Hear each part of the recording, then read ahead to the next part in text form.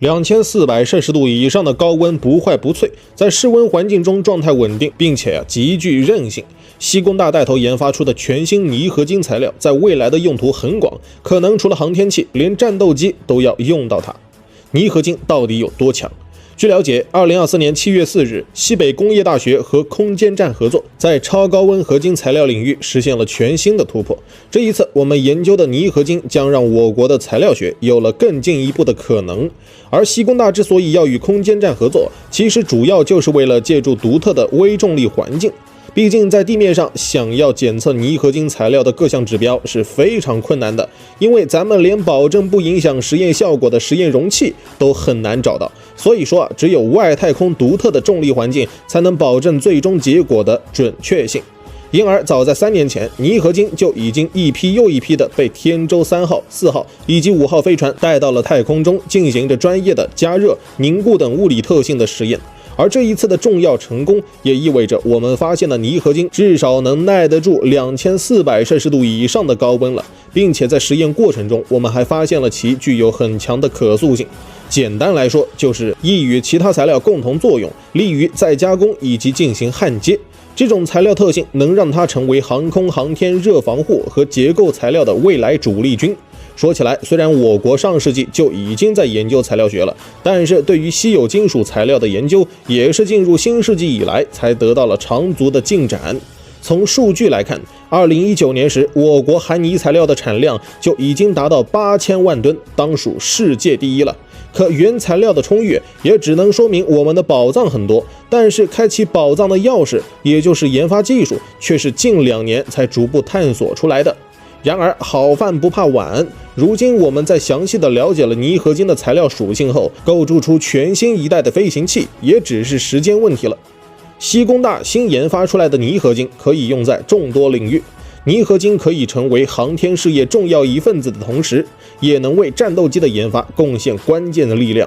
目前泥合金就很有可能会被应用于战斗机的核心机制造过程中，作为能让燃气涡轮发动机发挥更强大作用的核心部件，其主要由压气机燃烧室和涡轮组成。这种零部件一旦开始运作，其内部的高压涡轮将会进入高效运转状态，往往能达到1万转每分钟的程度，这也使得它会形成近2000度的高温。而我们即将研发的下一代战斗机发动机，在实现更新换代的同时，也可能会让核心机的运作温度达到2100摄氏度以上，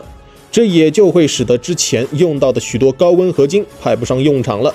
毕竟，一方面发动机的叶片需要耐受高温，另一方面叶片作为高精尖零部件，也必须易于制造并适配战机的研发。而这时，具有耐高温、强韧性以及极具抗氧化性的泥合金就有了用武之地。说起来，我国并非只有泥合金这一种在高温下可以保证不变形的材料，但这些材料大多难以保证高温和室温2种状态下都有很好的表现。例如部分陶瓷材料，室温下就会产生脆性，而通过泥合金制造的叶片，不仅室温和高温2种环境中的状态都十分稳定，并且极强的韧性，也可以轻松使之被制造成战斗机领域需要的异形曲线。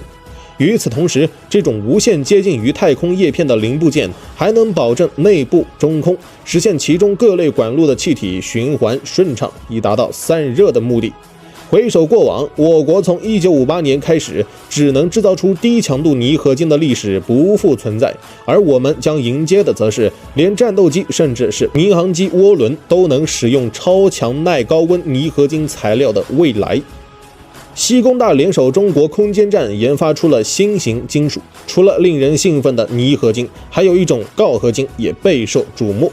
实际上，泥合金在强化时有一个性价比较高的选择，那就是加入锆、锨以及碳等其他物质。而西工大研究团队也是在研究泥合金的同时，发现了微重力环境对锆合金材料的良性影响。此番展开的在轨凝固实验，让我们发现了锆合金在抗腐蚀以及生物适配度方面都有着极其优越的表现。截至目前，我们在微重力环境中已经测试了至少36份锆合金试验样品，凭此，咱们对其内部的温度场和流场有了更加充分的了解。这也就意味着它甚至可以被用于核领域以及民生医学领域。此外，我们还获得了与在地面的实验存在不同结果的检测数据。我们发现锆合金从液态向固态的转化并没有出现收缩，而这种差异性的表现就证明着它可能还具有更多的材料特性，值得我们继续关注。